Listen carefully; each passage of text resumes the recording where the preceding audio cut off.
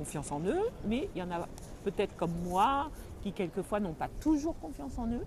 Et donc, cet article traite de quoi? Des rituels. Et les rituels, vous savez qu'ils sont...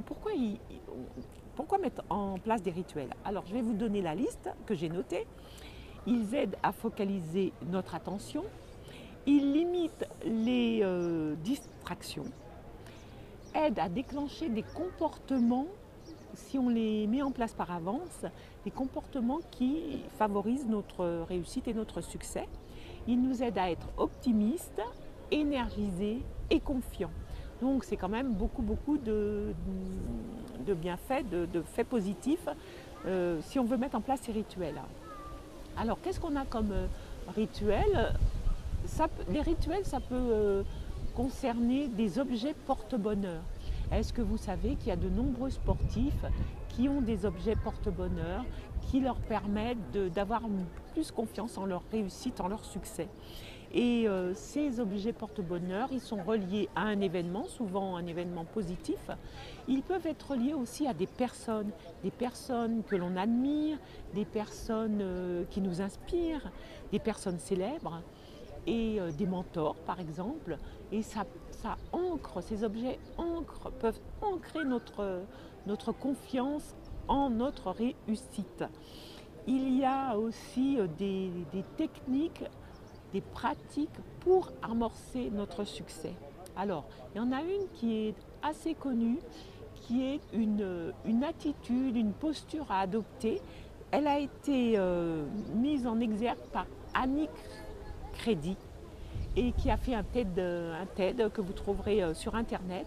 Et c'est la posture à la Wonder Woman. Vous savez, les jambes écartées, les bras de chaque côté sur la taille, et on a la posture de la femme qui va réussir tout, qui va tout vaincre, qui ne rencontre aucun obstacle, et quand elle en rencontre, eh bien, elle réussit. Donc ça, c'est souvent adopté. Il y a aussi une autre chose, c'est que ces attitudes de succès, de réussite, sont quelquefois distancées par d'autres attitudes telles que, pas des attitudes, d'autres pratiques plutôt, telles que écrire. Alors écrire quelques minutes, vous n'avez pas besoin d'écrire un roman, loin de là, mais écrire sur des faits qui retracent vos succès, qui retracent vos réussites. C'est très efficace. Même d'après les chercheurs, plus efficace que l'attitude positive. Donc écrire sur vos succès renforce vos aptitudes à réussir ultérieurement. Qu'est-ce que j'ai noté d'autre pour vous permettre d'avoir plus confiance en vous, pour que nous ayons tous plus confiance en nous? Et qu'est-ce qu'il y a d'autre? Alors que j'ai dû me tromper de page. Alors attendez, je suis désolée, je n'ai pas pris la bonne page.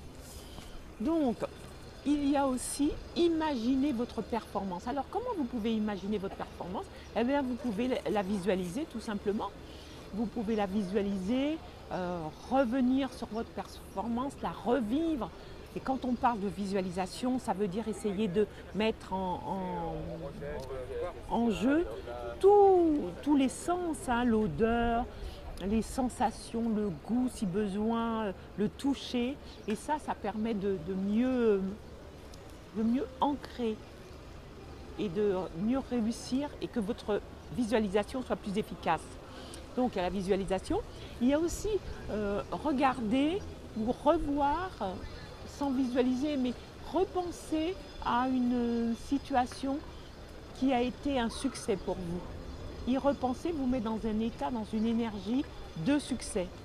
Vous pouvez écouter un audio, vous pouvez regarder une vidéo, vous pouvez même vous regarder en vidéo dans une situation où vous avez réussi. Et tout ça va vous permettre, ça participe à vos succès ultérieurs. Ce qui est important, c'est de mettre en place ces routines. De mettre en place ces routines de façon régulière, de façon à les ancrer avant chaque challenge, chaque défi. que vous voulez réussir. Il faut prendre le temps de les mettre en place. C'est ça, le gage de réussite, c'est de systématiser la mise en place de ces rituels. Voilà, je vais finir là-dessus. J'espère que ça vous a intéressé, que ça vous a rappelé des choses si vous les connaissiez déjà.